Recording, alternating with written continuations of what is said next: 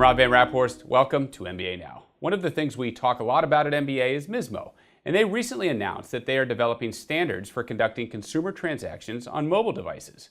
With more consumers using smart devices for financial transactions, these standards will set best practices for the real estate finance industry and facilitate adoption for the latest technological platforms.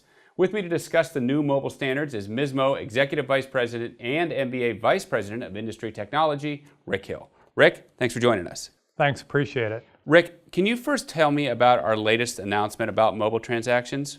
Yeah, as you mentioned, just recently, MISMO announced that we were going to create a work group that was designed to really set the standards for, as you mentioned, mobile transactions. So what we like to refer to as business to consumer vernacular B2C type of transactions. So the idea with the work group is really to set standards for the industry so that it will enable new types of transactions going forward. So if you think about the way the World Wide Web works, and so there's an underlying set of standards that enable that. Websites are built on top of that. That's the creative part. But standards beneath that is really what the technology is all about. That's really kind of the thought of what we're trying to do. We want to enable companies to build the applications that they want to build to serve the consumers, but able to do it consistently, allow a communication protocol to exist underneath it that allows technology and information to flow. One of the interesting things about the whole group is new to MISMO is actually the group is going to be using JSON. That's a technology that is commonly used sort of in the mobile space, if you will.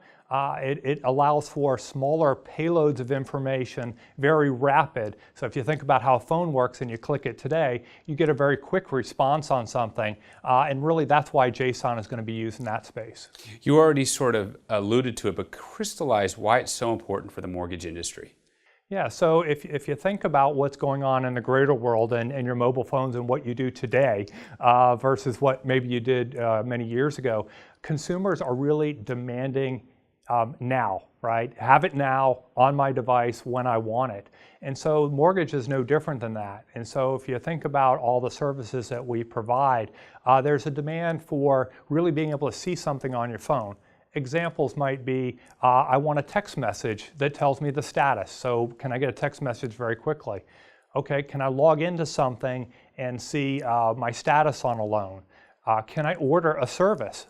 You might have to get a tax transcript or something. You ought to be able to do all of those types of things on a phone because they're designed for very small transactions. It's not the entire loan application at once, it's small transactions that are designed for that. So that's really where we see that going forward. We would expect over the future for lenders to come up with new ideas of how to serve their customers. That's that creative, innovative part that we all look forward to. And again, the whole JSON technology that'll underlie it really should support that. Yeah. Looking at technology as a whole, can you sort of preview what we can expect at the annual convention this October? Yeah, so there's a lot of things. It's really exciting for technologists because we're seeing new ways of thinking about the industry. One of the keynotes or general sessions that we're going to have is actually an executive session where folks are looking and talking about financial technologies.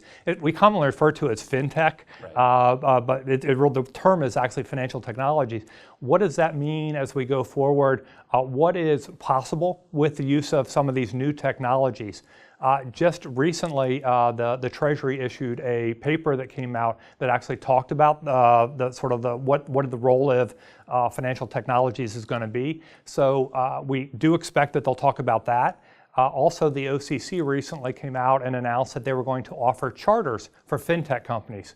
What does that mean? Well, I think in the conference and in the session, they'll actually talk a little bit about that. What does that mean?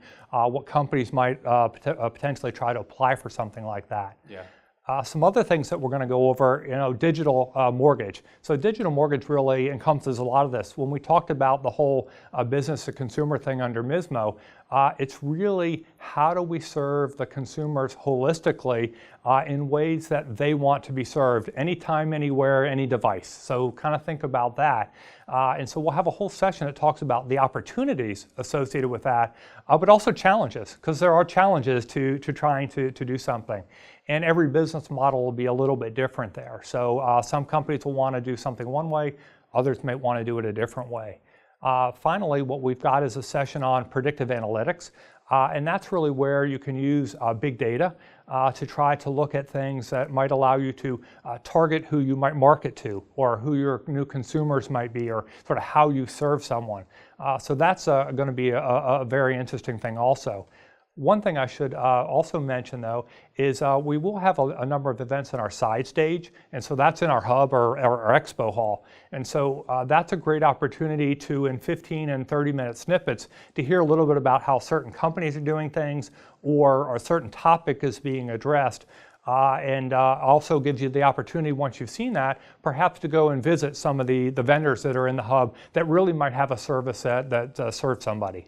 Yeah, there will be a lot going on for sure. Listen, really appreciate you stopping by and talking a little bit about it. Great. Thanks, Rob.